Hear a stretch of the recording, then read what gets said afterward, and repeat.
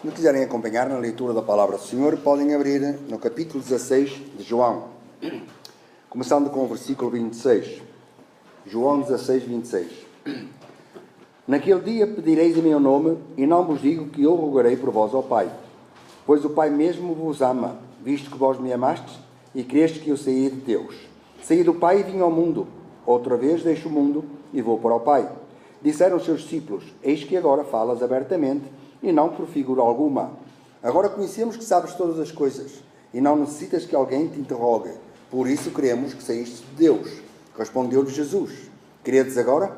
Eis que vem a hora e já é chegada em que vós sereis dispersos, cada um para o seu lado, e me deixareis só. Mas não estou só, porque o Pai está comigo.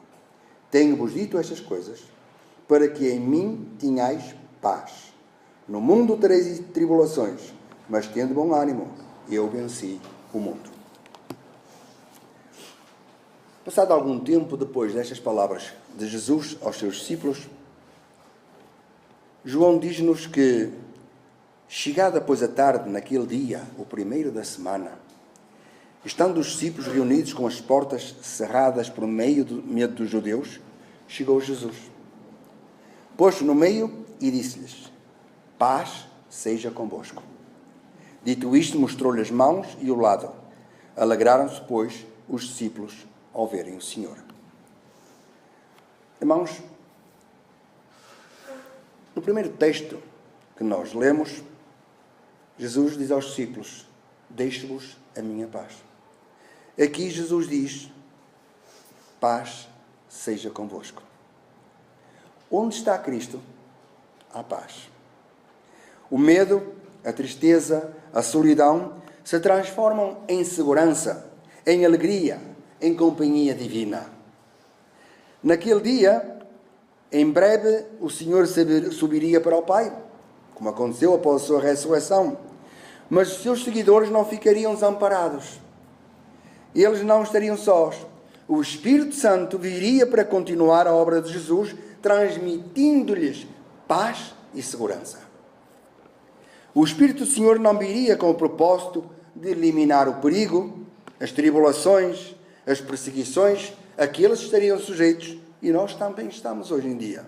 Mas o Espírito Santo viria para lhes assegurar que pela sua presença Deus estaria com eles para controlar todas as coisas em suas vidas. O Senhor nosso Deus é um Deus de paz. E seu amado Filho é o príncipe da paz. Jesus, depois de subir ao céu, voltaria por meio do Espírito Santo. E, portanto, ele podia prometer aos seus seguidores: deixo-vos a minha paz. A minha paz vos dou. A promessa feita por Jesus aos seus discípulos não seria como uma promessa dos homens. Porque os homens prometem todas as coisas, prometem tudo, mas ao fim, no final, não dão nada. E muito menos podem dar paz. Porque nós não estamos num mundo de paz. Não vivemos num mundo de paz. Os homens não podem dar paz. Os homens podem ter paz em seus corações e, ao receber a paz que procede de Cristo, podem realmente fazer deste mundo um mundo melhor, um mundo de maior paz. A promessa de Jesus seria uma promessa de paz verdadeira. E Jesus, referindo-se a essa paz que emana dele, diz: eu não vos la dou como o mundo a dá. É uma paz diferente. Às vezes falamos com as pessoas sobre felicidade e dizemos que a pessoa pode ser feliz, ou eu sou muito feliz, ou eu gostaria tanto de ser feliz. E às vezes algumas pessoas dizem assim: não existe a felicidade. Ninguém é feliz. Até certo ponto é verdade, irmãos. Porque a felicidade plena não existe. Tanto não existe que podemos estar muito contentes, muito felizes agora, e daqui para um momento, qualquer circunstância na vida ao nosso redor nos torna logo infelizes. A paz é igual. Não há paz no mundo. Não existe paz. Nós sabemos que não existe paz.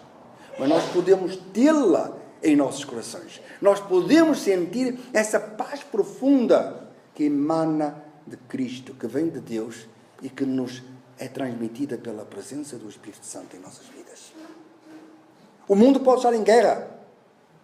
E nós podemos sentir paz. Assim, nem eles naquele tempo, nem nós hoje, temos que viver com medo, com tristeza, inseguros ou em solidão. Porque Jesus, por meio do seu Santo Espírito, como estava com eles no primeiro século, está connosco hoje. Passados todos estes anos, passados 20 séculos já, e está connosco para inundar nossos corações com a sua paz. De um modo geral, todos nós já vimos, todos nós sabemos, de um modo geral, todos os jornais diários trazem cada dia o chamado boletim meteorológico, ou também, como é conhecido, traz a previsão do tempo.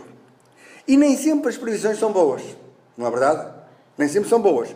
Somos informados de que o céu vai estar encoberto e escuro, ventos tempestuosos, chuva e trovoada, e nós ficamos assim, lá vem a chuva, lá vem o vento, lá vem o frio, e como é que vai ser? E nos preparamos, que vamos ir à rua e tudo mais. E eu, pessoalmente, também gosto de chuva. Gosto de chuva. Eu gosto de ouvir de vez em quando uns trovões, assim, aquele barulho. Parece um bocado assustador, mas gosto de ouvir quando eles estão longe, não é? Longe.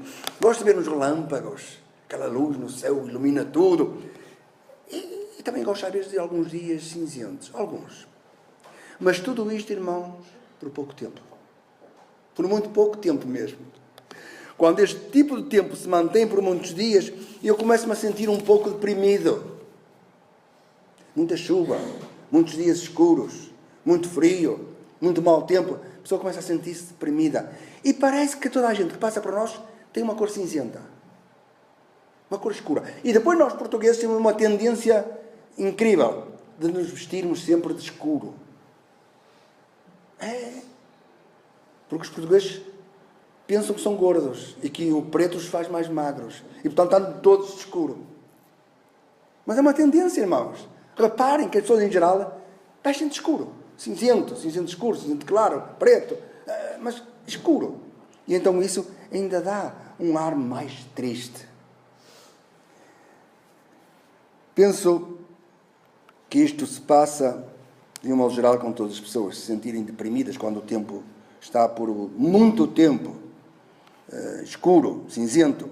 Nos cansamos muito depressa com os dias chuvosos, sem sol e escuros. Quando raia o sol, quando o sol começa a surgir e vem aqueles dias luminosos, até parece que sentimos outra alegria. É ou não é? Sentimos outra disposição. Nos sentimos melhor e capazes de fazer coisas que com aquele tempo não fazemos, porque nos sentimos deprimidos.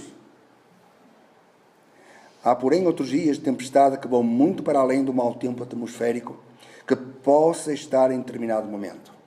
Há tempestades na vida, as quais também nos devemos preocupar porque nos fazem sentir mal, como, por exemplo, perder o emprego. É uma tempestade que hoje afeta muita gente e que realmente é um problema muito grande, uma pessoa não ter trabalho, ter um acidente com o carro, ter desavenças familiares, perder o amor ou a amizade de alguém, estar na cama de um hospital e muitas outras coisas que causam tempestades em nossas vidas, que nos causam tristeza, que nos fazem sentir mal. Quando estes dias ou períodos de tempestade se avolumam, sem que haja um tempo de alívio, de ajuda, as consequências podem ser devastadoras. A nossa vida começa a encher, tudo começa a alagar e surgem as inundações. E nós sabemos, irmãos, como a enxurrada nos pode arrastar, nos pode levar, sabe-se lá até onde. Muitas pessoas não aguentam certas tempestades que se levantam em suas vidas.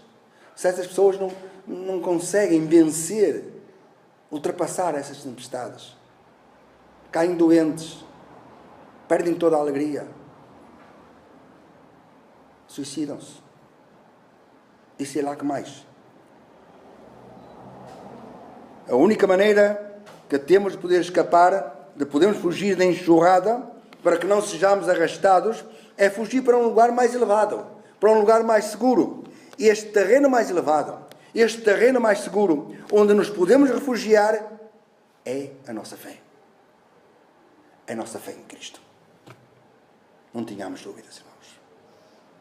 Quando surgirem tempestades em nossas vidas, agarremo-nos à fé em Jesus. Jesus sabe como são as tempestades da vida. Ele passou por grandes tormentas e enfrentou grandes tempestades. Portanto, ele compreende melhor do que ninguém como nos sentimos quando atravessamos as tempestades desta vida e as correntes nos são adversas. Jesus sabe. Se não perdermos a nossa visão de Jesus, se não tirarmos os olhos de Jesus durante a revolta das águas, a violência da tempestade, a força impiedosa dos ventos, se fixarmos a nossa fé em Jesus, Ele vem em nosso socorro, nos consola, nos ajuda, nos salva. Mas se perdemos a nossa fé, nos afundamos com facilidade em qualquer tempestade que se levanta em nossa vida. Lembram-se de uma vez Jesus, levantando-se, salvo eu, à quarta vigília da noite, Jesus se levantou e caminhou sobre as águas do mar e foi ter com os seus discípulos que estavam na pesca. E quando os apóstolos, quando os discípulos veem Jesus, não sabendo que era Jesus, ficaram cheios de medo. É um fantasma. Mas Pedro, aquele homem sempre impulsivo, sempre capaz de enfrentar tudo, Senhor, se és tu, se realmente és tu, manda que eu vá ter contigo. E Jesus disse, sim Pedro, sou eu, caminha, anda. E Pedro logo sai do barco, põe os pés na água e lá vai ele, sobre a água. Mas começou a dar um pouco de vento. Começou a levantar-se um bocadinho mais a tempestade. E Pedro começou a afundar. Senhor, Senhor, ajuda-me, socorre-me. E Jesus estendeu a mão e segurou a Pedro. Porquê é que Pedro caminhou durante algum tempo sobre as águas ao encontro de Jesus e de repente se afunda? Porque perdeu a fé.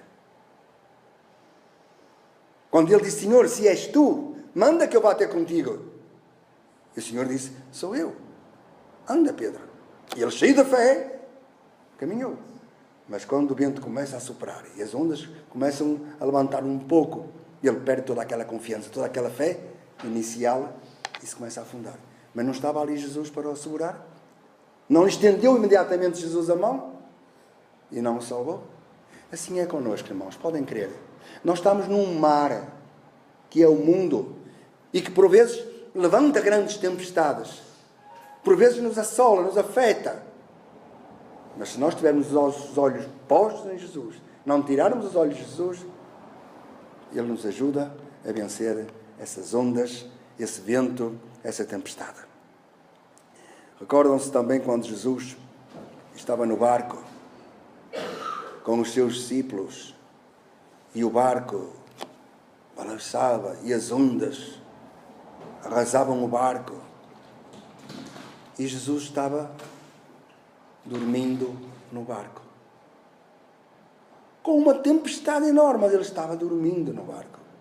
E os discípulos dizem, Senhor, não se te dá que pereçamos. Senhor, vamos morrer, acorda, salva-nos. Por que é que Jesus dormia tão sossegado com toda aquela tempestade?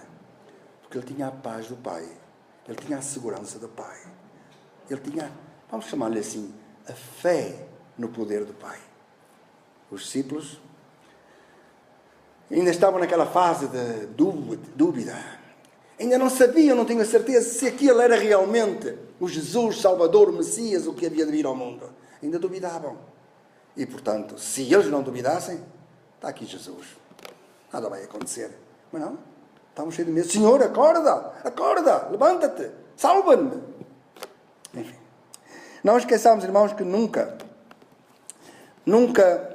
que mesmo as grandes tempestades desta vida, que por vezes se assolam, que se levantam fortes, nunca esqueçamos que também pode ser uma forma de Deus nos disciplinar.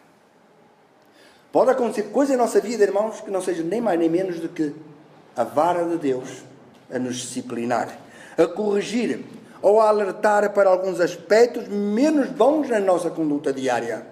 E talvez estejamos precisando que Deus nos corrija. E às vezes uma tempestade que se levanta tem esse objetivo, de nos fazer abrir os olhos para ver o que é que está a acontecer em nossa vida. Porque afinal, como todos nós sabemos, todas as coisas cooperam para o bem daqueles que amam a Deus, daqueles que são chamados segundo o seu propósito. Se tudo coopera, também por vezes as tempestades que se levantam em nossa vida são uma forma de cooperar, de Deus cooperar connosco, corrigindo-nos, alertando-nos para determinadas situações em nossa vida. Durante os momentos ou períodos mais ou menos longos de tempestade em nossas vidas, sempre podemos encontrar paz e segurança em Jesus. Jesus nos transportará para um lugar mais elevado, colocará os nossos pés sobre a rocha firme, para que não sejamos levados pela corrente das águas impiedosas deste mundo. Jesus nos colocará sobre a rocha firme. Após a morte do Senhor Jesus Cristo, os seus discípulos sentiam-se inseguros e atemorizados, como nós sabemos. Quando Jesus foi preso, quando Jesus é crucificado, quando Jesus morre, o que fazem os discípulos? Fecham-se, com medo das autoridades, com medo de que lhes acontecesse a mesma coisa. Eles sentiam uma insegurança enorme, estavam com medo. O medo invadia as suas vidas a tal ponto que eles sentiram necessidade de se trancarem dentro de casa. Jesus, conhecendo a tempestade que os assolava, depois da sua ressurreição, apresentou-se no meio deles e disse: paz seja convosco. Estas palavras, irmãos, tiveram um efeito tão poderoso, tão grandioso na vida daqueles homens, que fez com que seus corações se enchessem de alegria, de confiança, de tal maneira que o medo que até aí eles sentiam se transformou em coragem, impulsionando-os a levarem as boas novas de salvação por todas as cidades, por todas as vilas e aldeias, finalmente por todo o mundo. A morte não lhes metia medo, porque se aquele que esteve com eles morreu e ressuscitou, também lhes daria o poder de um dia serem levantados. A morte não lhe metia qualquer medo. Paz seja convosco. Esta paz entrou em suas vidas, entrou em seus corações, foi uma força grandiosa, como uma mola que os impulsionou, e jamais tiveram medo, fosse do que fosse. Levaram o Evangelho, começando em Jerusalém, por todas as cidades circunvizinhas, até aos confins do mundo. Jesus nos deixou a sua paz. Por isso, quando surgirem tempestades em nossas vidas, quando houver inundações, quando nos sentirmos arrastados pelas águas impiedosas deste mundo, não nos esqueçamos de ouvir Jesus que nos diz: não se turbe o vosso coração, nem se atemorize. Credes em Deus? Crede também em mim. Irmãos, não tenhamos qualquer dúvida que tudo se resume a uma questão de fé. Não qualquer fé, não qualquer tipo de fé, daquela fé que agrada a Deus. E então, se tivermos esta fé, Jesus nos transportará para lugares onde as enxurradas não chegarão, onde as tempestades não nos arrebatarão e onde a voz de Deus chegará doce, calma, ao nosso ouvido, dizendo: não temas, porque eu estou contigo. Não te deixarei, nem te desampararei. Amém.